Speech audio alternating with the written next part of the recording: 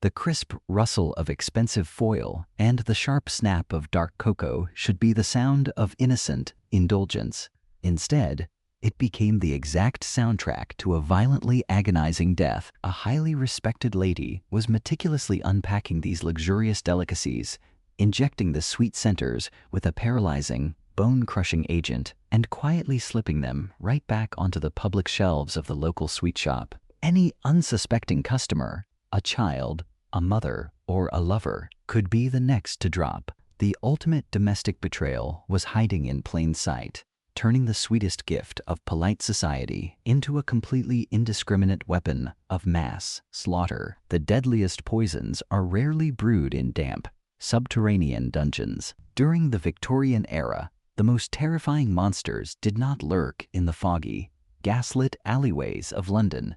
They strolled gracefully beneath the bright silk parasols of fashionable seaside resorts. The stage for this unfolding tragedy was Brighton. Mid-century, this vibrant coastal town was the absolute ultimate playground for the British elite. It was a glittering sanctuary of sweeping sunlit promenades, majestic towering hotels, and therapeutic sea breezes, where the wealthy and the ambitious flocked to display their immense status. But beneath the bright, blinding sunshine and the soothing rhythm of crashing waves operated a society governed by rigidly strict and completely unforgiving rules of etiquette. It was a world entirely obsessed with pristine appearances, where a spotless public image was guarded more fiercely than physical gold, and where the slightest hint of scandal could utterly destroy a prominent family overnight. In this incredibly tense, highly judgmental environment, every single action was a calculated theatrical performance. The elegant strolls along the pier, lavish afternoon teas filled with delicate porcelain, and hushed conversations in velvet-lined drawing rooms were all part of an elaborate social dance. Everyone wore a mask of absolute civility, but beneath this polished, gleaming veneer of respectability lay a suffocating, heavy atmosphere of intense scrutiny, quiet desperation, and deeply repressed desires. Navigating the absolute center of this demanding, treacherous social labyrinth was a woman named Christiana Edmonds. Born into the early decades of the 19th century, she was entirely a product of upper-class privilege, sophisticated education, and highly refined aesthetic sensibilities. As the daughter of a highly successful and prominent architect, she was raised in a strict, demanding environment that worshipped structure, classical beauty, and meticulous design. This specific upbringing instilled in her a dangerous, deeply ingrained obsession with absolute perfection and total control over her personal surroundings. Christiana did not just grow up surrounded by immense wealth. She inherited a substantial personal fortune that granted her the kind of complete financial independence most women of her time could only ever fiercely dream of. But her true currency in the bustling, highly competitive social market of Brighton was her striking physical appearance. She was undeniably beautiful, possessing a sharp, highly educated intellect and a remarkably refined charm that allowed her to easily captivate almost anyone who entered her sophisticated orbit. She was deeply, profoundly, and fully aware of her own intense magnetic allure, in a display of supreme, breathtaking vanity that bordered on outright delusion. She would frequently and confidently refer to herself as a living, modern Venus, the ancient goddess of love and beauty. She dressed exclusively in the finest, most expensive tailored fabrics, carried herself with an air of absolute aristocratic superiority, and demanded the constant, undivided admiration of the entire society that surrounded her. Yet, despite the inherited wealth, the prestigious architectural pedigree, and the loudly self-proclaimed divine beauty, Christiana Edmonds was trapped in a profoundly humiliating and psychologically crushing invisible cage. In the harsh, unforgiving, and deeply patriarchal eyes of Victorian high society, a woman's ultimate worth was absolutely never measured by her sharp intellect, her massive bank account, or her striking facial features. It was measured entirely and exclusively by her ability to secure a respectable, highly advantageous marriage. And Christiana had fundamentally failed the only test that truly mattered to the cold world around her. As the years slowly and relentlessly ticked by, she found herself crossing the terrifying, highly stigmatized threshold into her early 40s, still entirely unwed. In the harsh whispering parlors and the gossiping tea rooms of Brighton, she was no longer viewed as a captivating, highly desirable catch. She was permanently branded with the heavy, deeply shameful label of an old maid. She was a lonely spinster left behind on the dusty shelf, while her younger peers built families and secured their lasting social legacies. The grand, arrogant title of Venus suddenly felt like a hollow, bitter, and painfully mocking echo. The vibrant, bustling seaside town that was supposed to be her magnificent, lifelong stage had slowly and quietly transformed into a glittering, suffocating prison. Every single polite smile from a younger married woman and a sympathetic glance from an older matron was a tiny, agonizing needle pricking at her massive, incredibly fragile ego. She was a fiercely proud woman who genuinely believed she deserved the absolute adoration of the entire world, but was instead being quietly and systematically phased out of relevance by the relentless passage of time and the brutal patriarchal rules of her era. This agonizing daily contradiction between her grand inflated self-image and her rapidly diminishing social reality created a deep, dark psychological festering. She was living a life of extreme physical comfort, residing with her aging mother in a beautifully appointed home, but the invisible walls were rapidly closing in. The daily, repetitive routine of seaside walks and polite visits became an unbearable constant reminder of her own perceived monumental failure. The desperate, burning need to aggressively cling to her fading youth and the deep-seated toxic resentment toward a society that was so casually discarding her began to twist her mind into something entirely unrecognizable. The beautiful, elegant, aristocratic woman, strolling gracefully down the promenade, was slowly mutating into a volatile pressure cooker of unfulfilled entitlement and dark fixations. The polished, flawless mask of the wealthy, respectable spinster remained firmly in place, but behind those captivating, intelligent eyes, the very foundation of her sanity was silently beginning to crack. The delicate, cracking foundation of Christiana Edmonds' sanity finally found its breaking point, not in a sudden explosive rage, but through the quiet arrival of a completely unsuspecting man. In 1869, the heavy, suffocating atmosphere of her elegant Brighton home was pierced by the necessary visits of a local physician named Dr. Charles Beard. He was called upon to treat Christiana and her aging mother for various minor ailments common to the era. Dr. Beard was a highly respectable, prominent figure in the community, a man of science, and most importantly, to the rigid social structures of the time, a married man. But to Christiana, a woman rapidly drowning in the humiliating reality of her fading youth and isolated spinsterhood, he was much more than a medical professional. He was a sudden, intoxicating lifeline. When Dr. Beard sat by her bedside, offering the standard polite bedside manner and comforting words required of his profession, Christiana did not hear a doctor speaking to a patient. Her deeply starved ego and her grandiose delusion of being a modern Venus aggressively twisted his professional courtesy into profound romantic devotion. She became utterly and dangerously obsessed. She initiated an intense, deeply inappropriate relationship with the physician, bombarding him with passionate letters and engineering constant, unnecessary encounters. For a brief period, Dr. Beard entertained the dangerous flirtation, stepping across the strict ethical boundaries of his profession and the moral boundaries of his marriage. For Christiana, this illicit affair was the ultimate validation. It was the concrete proof that she was still captivating, still desirable, and still capable of commanding the absolute adoration she believed was her divine birthright. But a narcissist's love is inherently possessive and incredibly destructive. As the secret relationship continued, Christiana's obsession mutated into a dark, suffocating possessiveness. She could not fathom sharing her prize. The very existence of Dr. Beard's legal wife became an intolerable, agonizing insult to her inflated ego. To a mind obsessed with absolute perfection and total control, the wife was simply a messy obstacle that needed to be cleanly and efficiently removed. The elegant, aristocratic lady strolling the promenades of Brighton began to harbor cold, calculating thoughts of physical elimination. She decided to weaponize the very polite social conventions that had trapped her. In September of 1870, Christiana made a chillingly bold move under the flawless guise of a friendly, neighborly visit.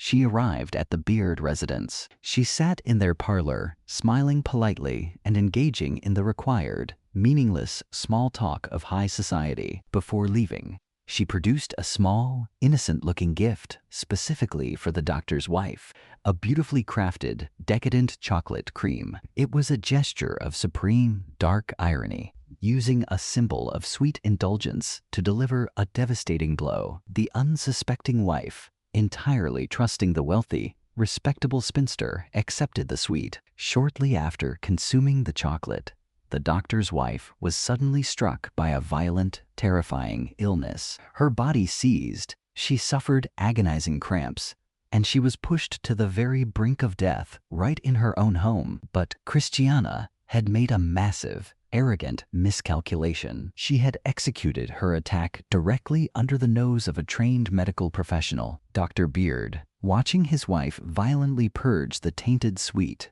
was no fool. He recognized the immediate, horrifying symptoms of severe chemical poisoning, and he knew exactly who had handed his wife the chocolate. The chilling realization of what his mistress had just attempted shattered the illicit romance instantly.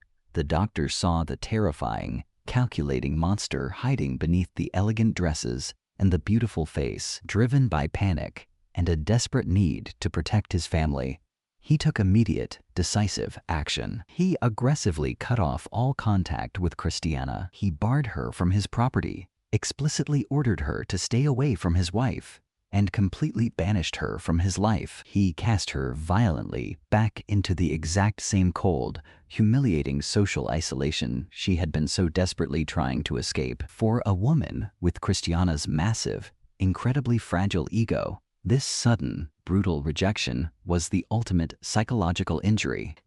It was far worse than simply being an old maid. She had been recognized, discarded, and completely humiliated by the only man she believed was worthy of her. The rejection acted as the final, devastating hammer blow that shattered her mind entirely. Her desperate, burning love instantly curdled into a sprawling, toxic, and deeply paranoid hatred. But her immediate concern was not just a broken heart, it was sheer survival. She knew Dr. Beard suspected her of attempted murder. If he went to the authorities, if he shared his suspicions with the polite society of Brighton, her pristine reputation would be annihilated. She would be dragged from her elegant home and thrown into a cold Victorian prison cell. A normal, desperate criminal might have fled the coastal town or begged for forgiveness, but Christiana Edmonds was driven by a terrifying, pathological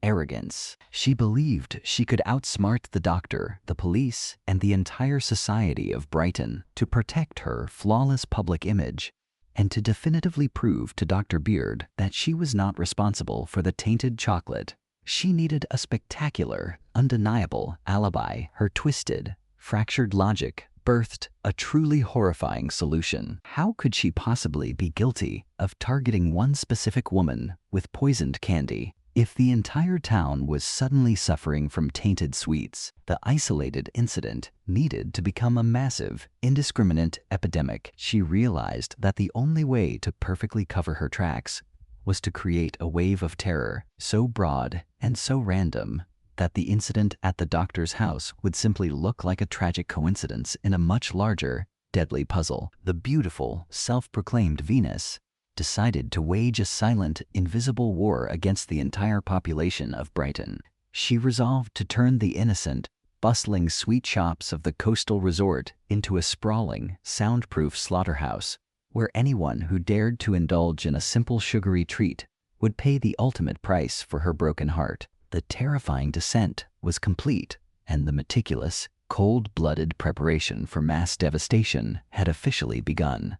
To orchestrate a catastrophe on such a massive and indiscriminate scale, the disgraced lady needed a weapon that was completely silent, highly effective, and entirely untraceable. The execution of this dark vision required a lethal substance, one that could perfectly mimic the sudden, violent illness she had already tested on her rival. During the Victorian era, acquiring highly restricted and dangerous chemicals was terrifyingly simple, provided you possessed the right attire, the correct aristocratic accent, and an air of unquestionable social standing. She did not need to skulk into a dark, dangerous alleyway to find a black market dealer in the dead of night. She simply dressed in her absolute finest silk gown, adjusted her elegant tailored hat, and walked confidently through the front doors of a highly respectable local chemist in the broad daylight. The brass bell above the wooden door chimed cheerfully as she stepped into the aromatic shop, entirely masking the deeply malicious intent she carried inside her heart. When she gracefully approached the wooden counter, the pharmacist greeted her with the utmost deference and respect. Seeing only a wealthy, refined spinster from a highly prominent local family, she did not ask for common arsenic, which was heavily monitored and tracked by the authorities, but instead requested a substantial quantity of strychnine. This was a white, bitter, highly crystalline, toxic powder, widely known in the medical community for causing horrific, agonizing, and bone-crushing muscular convulsions. When the polite chemist naturally inquired about the intended use for such a highly dangerous and restricted substance, she did not hesitate, blink, or stumble over her words for a single fraction of a second. With a calm, chillingly pleasant smile that did not quite reach her eyes, she complained of a terrible, persistent nuisance on her sprawling property. She convincingly claimed that her beautiful, meticulously manicured gardens were being aggressively overrun by a vicious pack of feral stray cats, and she simply needed to discreetly manage the pest problem to restore the quiet peace of her elegant estate. Blinded entirely by the rigid class structures and the inherent biases of the era, the pharmacist accepted this perfectly reasonable-sounding excuse without a single shadow of a doubt. A wealthy lady of her distinguished stature was considered entirely above suspicion. He carefully measured out the deadly white powder, packaged it neatly in a secure paper parcel, and handed her the absolute instrument of mass devastation. She signed the mandatory poison register with a steady, elegant, and flowing hand, thanked the man politely, walked back out into the bright seaside sunshine, and began the next phase of her terrifying operation. But a woman of her extremely high social standing could not possibly be seen repeatedly buying and returning large quantities of cheap, everyday sweets from the local confectioner. Such bizarre behavior would raise immediate suspicion and completely ruin her flawless alibi. She needed invisible, disposable hands to do her dirty work. She found her perfect, completely unwitting accomplices waiting in the dark, poverty-stricken corners of Brighton. The bustling resort town was heavily populated by destitute homeless children, desperate orphans, and ragged street urchins who wandered the cold cobblestones begging for scraps, entirely ignored by the wealthy elite who paraded past them. To these starving, freezing children, the beautiful, incredibly well-dressed lady offering them shiny copper pennies must have looked like a magnificent guardian angel stepping directly down from heaven. She offered them a remarkably simple, highly rewarding task. She would give them the money to go directly to J. Maynard's shop, the absolute most prestigious and popular confectioner in the entire town. Maynard's was a literal paradise for the children of Brighton, a magical sprawling emporium filled from floor to ceiling with glowing glass jars of colorful hard candies, rich buttery toffees, and their most famous, highly sought-after delicacy, the chocolate cream. The impoverished street children, deeply thrilled by the rare opportunity to hold actual money and step inside the wonderful, warm shop, eagerly agreed to her terms. They ran to the store, purchased the specific boxes of chocolate creams, and brought them directly back to the wealthy lady who was waiting patiently for them in the shadows. Once she was safely locked inside the quiet, absolute privacy of her elegant parlor, the true horror of her meticulous, calculating plan finally unfolded. She sat at her highly polished mahogany desk, surrounded by fine classical art and expensive plush furnishings, and opened the boxes of innocent sweets. She did not use a heavy blunt weapon or a sharp blade. Her chosen tools of destruction were a fine sharp pin and a small medical syringe. With the absolute, terrifying focus and precision of a highly skilled surgeon, she carefully pierced the delicate, rich chocolate shell of each individual candy. She slowly and methodically injected the highly lethal strychnine directly into the soft, sweet, creamy center, ensuring the deadly crystalline powder was completely hidden from the naked eye. She then meticulously sealed the tiny puncture wound, using the natural warmth of her fingertips to gently melt the chocolate, just enough to completely erase any physical evidence of her malicious tampering. She was literally creating tiny, delicious bombs, packaging agonizing, lethal terror inside a beautiful shell of pure sugary joy. The stark juxtaposition of her refined, aristocratic beauty, sitting in a luxurious room while actively manufacturing an indiscriminate weapon of mass casualty,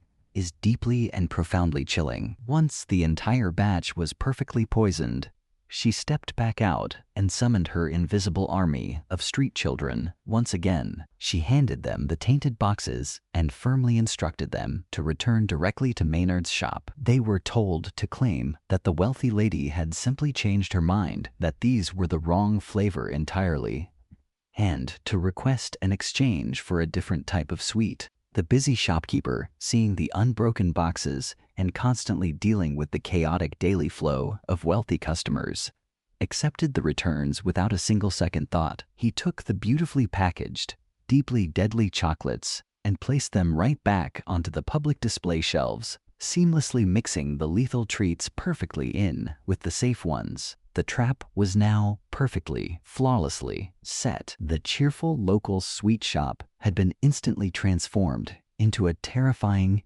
invisible game of Russian roulette. Every single unsuspecting customer who walked through those wooden doors, whether they were buying a romantic gift for a lover, a sweet treat for themselves, or a well-deserved reward for a child, was entirely at the absolute mercy of a wealthy woman's broken, deeply vengeful ego. For several agonizing weeks, the coastal town of Brighton was quietly gripped by a mysterious, terrifying wave of sudden, severe illness. People from all different walks of life were suddenly collapsing in their homes and in the streets, suffering from violent, excruciating cramps, extreme unbearable nausea, and terrifying rigid muscle spasms. The local doctors were completely baffled, running in circles and unable to find a single common link between the rapidly growing number of victims. But the true, devastating climax of this invisible, cowardly war did not arrive until the height of the summer season.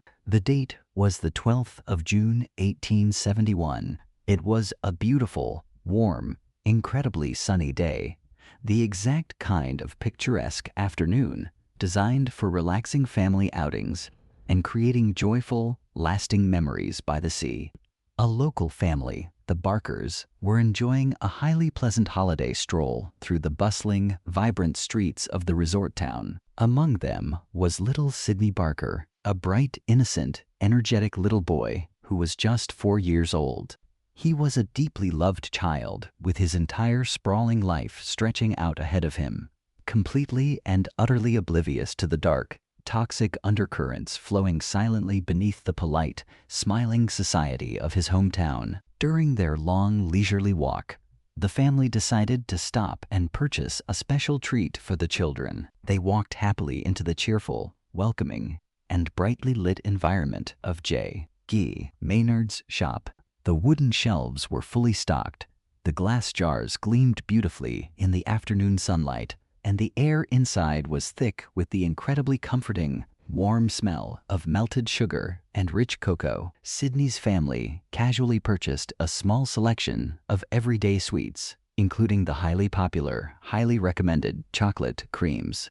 They stepped back out into the bright, warm sunshine, completely unaware that they were now holding a fully loaded, lethal weapon. Little Sydney, his eyes wide with the simple, pure, unadulterated excitement of a young child receiving a rare and delicious treat, reached out his tiny hand and took one of the chocolate creams. He eagerly brought the sweet directly to his lips and took a large, happy bite. The lethal strychnine, completely masked by the overpowering taste of the rich cocoa and the heavy sweet sugar, entered his small, fragile biological system almost instantly. The true tragedy of strychnine is not merely its rapid lethality, it is the sheer, unimaginable physical and psychological horror of exactly how it systematically attacks and destroys the human body. Within a matter of mere moments, the joyous, relaxed atmosphere of the family outing violently shattered into an atmosphere of absolute, blinding, and helpless panic. The lethal toxin immediately, brutally assaulted the little boy's central nervous system. The innocent, happy smile completely vanished from his face, instantly replaced by a look of sheer, uncomprehending terror and unbearable agony. Sydney dropped the remaining piece of tainted chocolate onto the cobblestones as a violent, unnatural, and terrifying rigidity violently seized his small limbs, his jaw locked incredibly tightly shut. A horrifying medical condition known as trismus, completely and utterly preventing him from even crying out for his mother's help. He collapsed heavily onto the hard ground, his tiny back involuntarily arching in a terrifying, rigid spasm that forced his fragile body into an agonizing, unnatural bow shape. His parents, completely paralyzed by the sudden shock and the overwhelming, sudden terror, dropped desperately to their knees beside him, frantically trying to understand what invisible force was suddenly destroying their precious child. They held his rigid, seizing body, screaming frantically for urgent medical assistance from the gathering crowd. But there was absolutely nothing anyone could do to stop the chemical reaction. The most brutal, deeply sinister nature of the poison meant that while Sydney's physical body was entirely paralyzed and violently convulsing, his young mind remained perfectly, agonizingly clear and fully aware. He was fully conscious of the crushing, overwhelming pain, the terrifying inability to draw a single breath of air, and the absolute horror of his own body violently turning against him. The bustling, sunny Victorian street slowly faded into a chaotic, terrifying blur of panicked faces and desperate, shouting voices. Despite the frantic, helpless efforts of his deeply traumatized family and the rushing crowds, the lethal dose of the toxin was simply far too massive for a tiny 4-year-old child to possibly withstand. In a matter of excruciating, agonizing minutes, the violent muscular convulsions finally, slowly ceased. The bright, innocent spark of life completely left his wide, unblinking eyes, and little Sydney Barker lay completely, perfectly still on the cold pavement. A completely innocent 4-year-old boy whose only mistake in the entire world was wanting a simple piece of sweet chocolate on a sunny summer afternoon, had paid the ultimate, devastating price for a wealthy woman's deeply bruised and twisted ego. The ultimate, unthinkable line had been irrevocably crossed,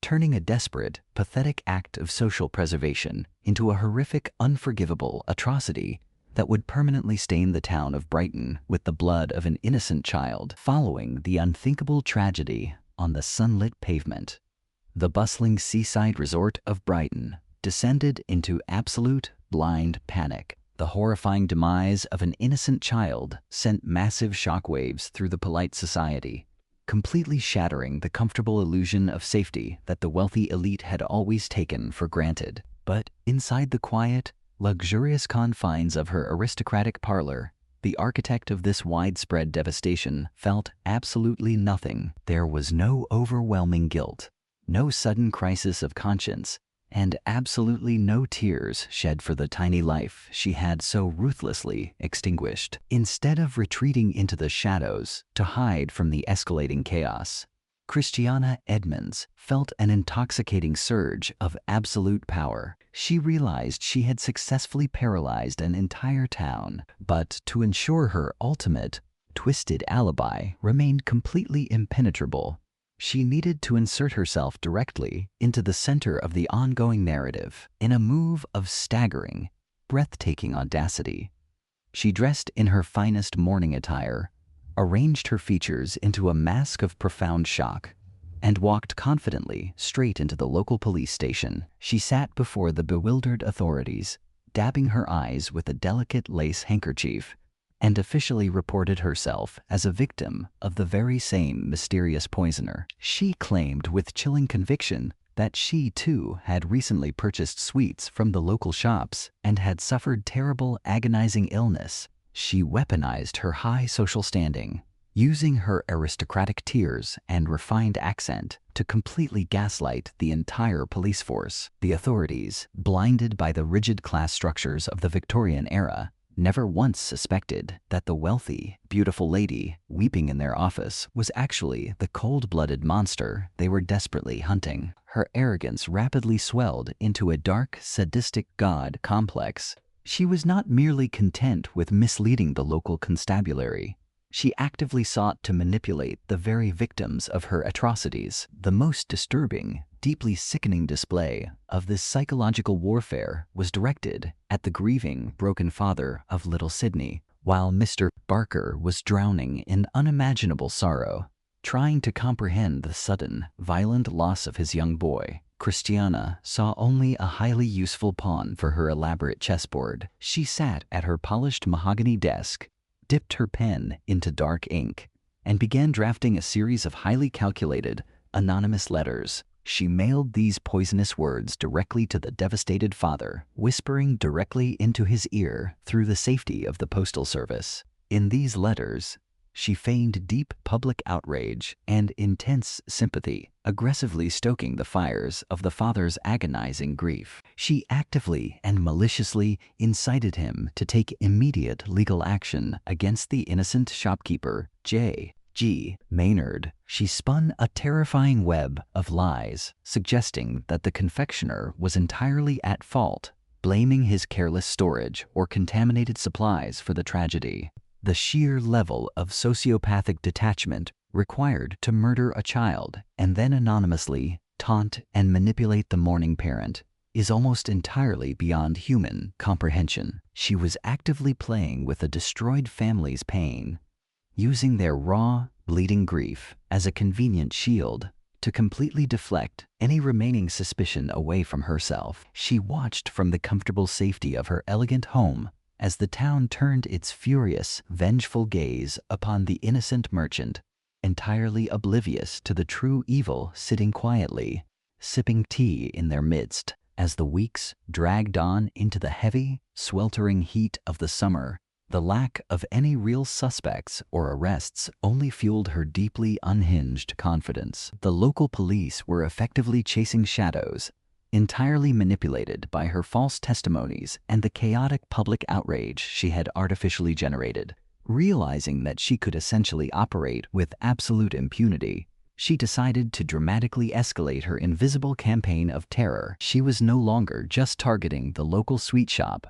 She was turning the entire infrastructure of the town into her personal weapon. She began meticulously preparing dozens of new deadly packages. She purchased fine cakes, expensive chocolates, and delicate pastries, injecting each and every one of them with massive lethal doses of the crystalline toxin. But instead of using the street children to return them to the stores, she began weaponizing the Royal Mail. She wrapped the poisoned delicacies in beautiful festive paper, tied them with elegant ribbons, and sent them blindly to prominent citizens, wealthy families, and random addresses entirely across the sprawling resort town. The domestic horror reached an absolute fever pitch. The simple, everyday act of receiving a parcel or a gift suddenly became a terrifying game of life and death. No one had any idea who the sender was or where the next deadly package would unexpectedly arrive. The friendly local postman,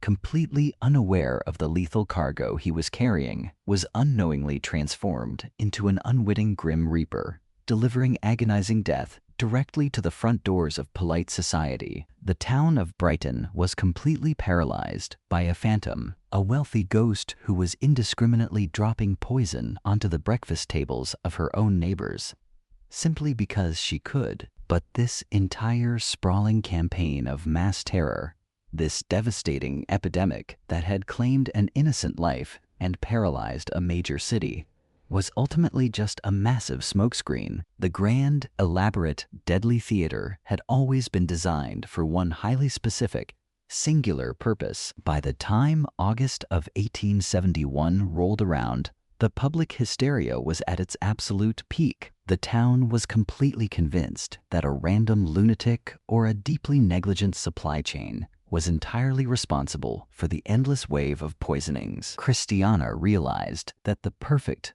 optimal moment to strike her original target had finally arrived. The massive cloud of public confusion provided the ultimate, flawless cover for her deeply personal vendetta.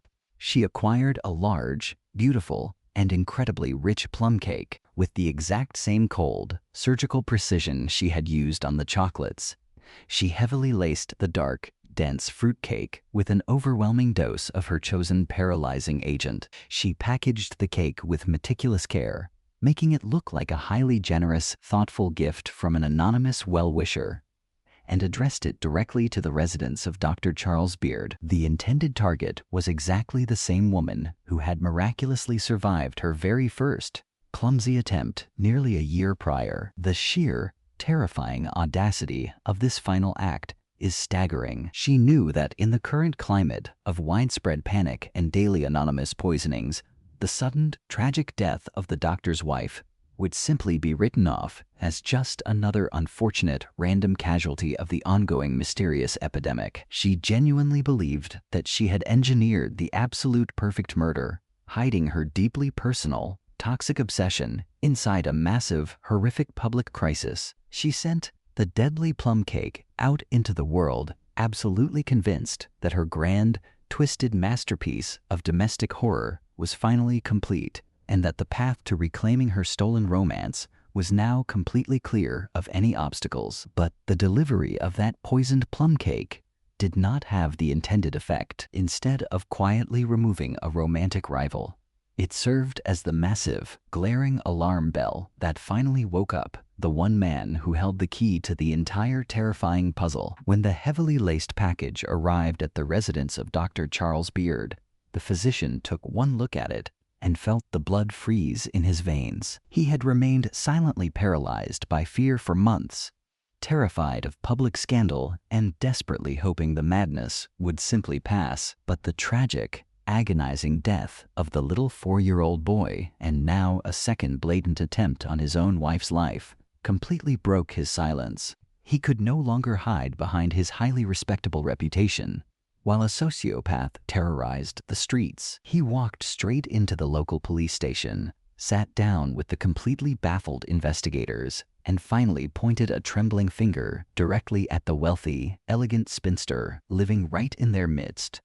The authorities were initially completely stunned. The idea that a refined, aristocratic lady of independent means, the daughter of a prominent architect, could be the phantom killer paralyzing their town was completely unthinkable. But once the thick veil of high society deference was finally pulled back, the sheer, staggering volume of evidence was overwhelming. The police immediately seized the vicious, anonymous letters that had been so cruelly mailed to the grieving father of little Sidney Barker. They brought in handwriting experts to perform a meticulous, highly scientific comparison. They placed the cruel, taunting letters directly next to official documents and personal notes written by Christiana Edmonds. The looping, elegant script was an absolutely undeniable, perfect match. It was a massive breakthrough in early forensic investigation, definitively linking the high society lady to the deeply malicious psychological torture of a broken family. The authorities then checked the poison registers at the local chemist, finding her clear, bold signature right there on the page.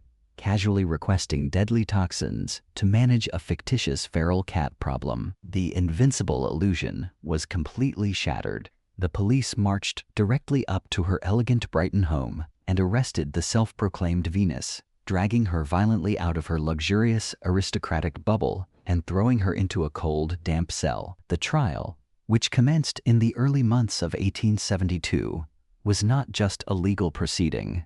It was an absolute, sprawling national spectacle. The case was moved from the local courts to the infamous, highly intimidating Old Bailey in London. The British public was completely captivated and deeply horrified by the scandalous, salacious details. The courtroom was packed to the absolute rafters with journalists, wealthy aristocrats, and furious common citizens, all desperate to catch a glimpse of the notorious chocolate cream killer. When Christiana Edmonds finally stepped into the wooden dock, the entire crowded room fell into a stunned, breathless silence. She did not look like a monster. She looked exactly like one of them. She was impeccably dressed, maintaining her haughty, arrogant posture and looking down upon the judge and the jury with an air of absolute supreme annoyance, as if this entire murder trial was simply a tedious inconvenience interrupting her daily social schedule. For days, the prosecution laid out the devastating mountain of undeniable evidence. They detailed the forged letters, the massive poison purchases, the manipulation of the street children, and the agonizing, completely senseless death of an innocent little boy. It took the jury practically no time at all to see completely through her wealthy, aristocratic facade. They returned with a swift, unanimous, and highly satisfying verdict: guilty of willful murder. The judge placed the dreaded black cap upon his head and delivered the ultimate sentence. Christiana Edmonds was condemned to hang by the neck until dead. For a brief, fleeting moment, it seemed that true, absolute justice would finally be served for little Sidney Barker. The public felt a deep, satisfying rush of vindication, knowing that the arrogant sociopath would face the ultimate, terrifying consequence on the gallows. But the wealthy elite of the Victorian era always had access to entirely different sets of rules and entirely different legal escape hatches. Just as the execution date loomed, the highly expensive defense lawyers played their final, desperate, and incredibly controversial card. They launched a massive, aggressive campaign claiming a deep history of hereditary insanity within her family bloodline. They paraded medical experts into the courtroom, arguing that her deeply unhinged actions, her extreme delusions of grandeur, and her complete lack of any human empathy were not the acts of a calculated, cold-blooded murderer, but rather the tragic symptoms of a severely diseased mind. She was not evil, they argued. She was simply mad. And in the highly flawed, deeply classist legal system of the time, this desperate, highly manipulative tactic actually worked. The British authorities officially commuted her death sentence. She completely escaped the hangman's noose. Instead of facing the terrifying drop, she was quietly transferred to the Broadmoor Criminal Lunatic Asylum. She would spend the rest of her long, natural life in a secure state facility, painting, reading, and living out her days, completely shielded from the violent, absolute justice she so deeply deserved. The final, agonizing reality of this case is that she used her massive wealth, her aristocratic connections, and the highly subjective medical opinions of her era to literally buy her way out of a death sentence, while a completely innocent family was left to mourn the agonizing loss of their beautiful child forever. The true monster simply changed her address. Even within the bleak, heavily guarded walls of the Broadmoor Criminal Lunatic Asylum, the self-proclaimed Venus refused to surrender her suffocating vanity. For decades, locked away from the polite seaside society she had so brutally terrorized, Christiana Edmonds remained fiercely arrogant and completely unrepentant. She spent her days meticulously constructing a bizarre, tragic illusion of her former aristocratic glory. She applied crude makeup to her aging face, demanded elaborate wigs, and even went so far as to stuff the bodice of her asylum dresses with dry straw in a desperate, pathetic attempt to maintain her youthful, captivating figure, her profound delusion outlasted her victims by decades. She lived a long, highly comfortable life behind bars, finally dying of natural causes in 1907 at the ripe old age of 78. The chilling legacy of the chocolate cream killer leaves us with a deeply unsettling realization: the most terrifying predators in our world do not always lurk in dark, foggy alleyways, wielding heavy, brutal weapons. Often, the absolute most cold-blooded, calculating killers hide behind a perfectly polite smile, a highly refined intellect, and the sweetest, most innocent disguises imaginable. Today's case is closed, but the shadows of the 19th century still hide countless cold-blooded killers. If you're fascinated by the brutal reality behind the Victorian era's polite society, drop a like, leave your thoughts in the comments, and subscribe to Victorian Files. Hit the bell so you never miss an investigation. Until we open the next dossier, stay safe and watch your back.